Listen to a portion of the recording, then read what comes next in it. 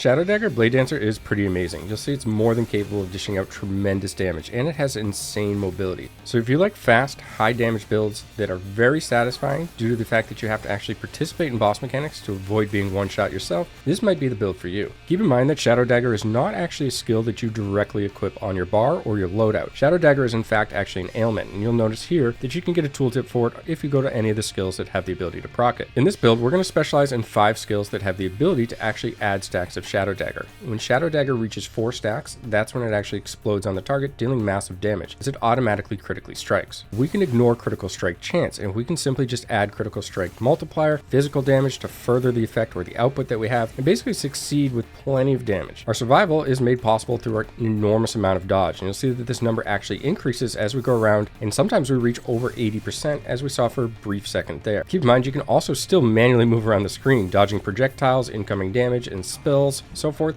This is what allows you to play the build and survive even with a lower health pool than the majority of other builds. To further that survival, we're going to run a pair of leeching unique items. The first one is going to be Bleeding Heart. This is going to leech 6.3% of the damage, and the negative here is that you're inflicted with bleed whenever you cast a spell. We don't have any spells on this particular build, so we don't even need to worry about that. Another negative with the reduced health regen isn't going to be a fact. You'll see that we have so much leech that our health basically just spikes whenever we get hit all the way back to full. You can pair that item with the Woven Flesh, which will give us 100% critical strike avoidance and some more additional leech, and leech rate, which just causes the leech to actually refill our health quicker, making sure that we get topped off as quick as possible. Here, I'm letting the enemies intentionally damage me just so you can see how quickly I'm going to be able to replenish this life. Now that we're about halfway, a single hit will actually bring us back to full nearly instantly. With survival taken care of, all we need to worry about is speed, mobility, and damage. And we're going to use Umbral blades. This will actually throw out a lingering blade. It'll swirl around and hit enemies, and as that puts 4 stacks of the Shadow Dagger, you'll see everything starts to take large chunks of damage. In terms of damage output, anything that isn't a Shadow Dagger proc really doesn't matter for our damage, and it's pretty much negligible. All we care about is those enormous crits that we can proc frequently. As mentioned, we can actually generate stacks of Shadow Dagger through all the talents. However, the main 2 sources are first going to be the Umbral blades. We can throw numerous blades out, and these will actually track towards the enemies, as you just saw. The second method is going to be Synchronized Strike, and what this is going to do is actually lunge towards the target with some of the shadows that you generate passively in this build, applying a large number of Shadow Dagger stacks as well, and this will blow up large packs and even high health mobs. Decoy in this build is actually untalented, and you can just deploy this as a means of helping yourself survive in cases that it's needed. For the most part, you really don't need it, but there's nothing else you'd put on the bar. Shadow Cascade is a specialized skill that you don't see here that actually procs when we use Shift, and there's no reason to use it directly.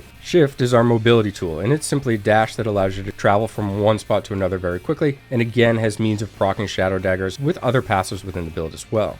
Resource management is an important part of this build, and that's why I don't recommend it prior to the end game. I will, however, leave a link in the video description for the version that I recommend running up until the point at which you acquire these uniques or are high enough level to get all the specialization points. So what causes resource management to be so important in this build? Well, it has to do with the cost of Synchronized Strike, and this skill isn't even used in my leveling version just because of how high that cost actually is. At higher levels, we have enough passive points to actually unlock talents like Spellbreaker, which will increase our mana regen, and we're more likely to have found items that either have legendary potential or specific affixes we're looking for, like increased mana regeneration. The Siphon of Anguish is actually good for this build regardless of whether or not you have legendary potential. The increased movement speed is actually going to increase our damage through one of the rogue passives. Agility will give us 1% increased damage per movement speed, and this is incredibly powerful. Paired with Evasion, we can basically always be on the move, reducing the damage we take and increasing our damage output, which is very strong for this build, and its ability to quickly clear the echoes as you just saw. Smoke Weaver is pretty incredible for this build as well. It's going to add flat physical damage, which is a huge boost to the Shadow Daggers, and on top of that, you get an enormous 377 dodge rate. If you look at the character sheet, you'll see quite an enormous difference when you have this equipped and when you don't. So Smoke Weaver, although not required or build defining, is definitely a huge upgrade for this particular build. This will reduce the shift distance, but the trade-off for that is increased cooldown recovery speed for shift, and it's well worth the trade in my opinion. Lorakar's Claws is going to increase our critical strike multiplier. As mentioned previously, this is just a huge boost to our damage output. Since Shadow Dagger is always going to critically strike, you just get enormous benefit from this. For idle slots, you'll want to max out your resist or get as close as possible, and after that you'll want to start stacking physical penetration with Shadow Daggers. We can't get this from any other source, so it makes it incredibly valuable in the idle slot. The remainder of the slots can all be used to further your damage output and cap out your resist as best as possible. I'll leave a link to this in the video description as well, so you can see how I've configured my setup. Lastly, the relic that I happen to be using here, Gambit of an Erased Rogue, is not required by any means. It just happens to work nicely for what I have, and and the increased mana regeneration that it rolled is incredibly useful for the build. For blessings, you may want to forego offensive stats for more defensive stats in order to help cap your resistances or add to your survival. This will allow you to start swapping in some idols of life, just furthering again the survival of the build and allowing you to push even higher in terms of corruption. Don't forget you've got your Decoy, which you can deploy in order to distract enemies, and lastly you've got Smoke Bomb, which can both work as a defensive and offensive cooldown, especially great when you're working on bosses or high health mobs. Overall, this is one of the stronger builds in the game currently, and I definitely recommend it if you enjoy high paced or fast play styles. As always, thanks for taking the time to watch and have a great day.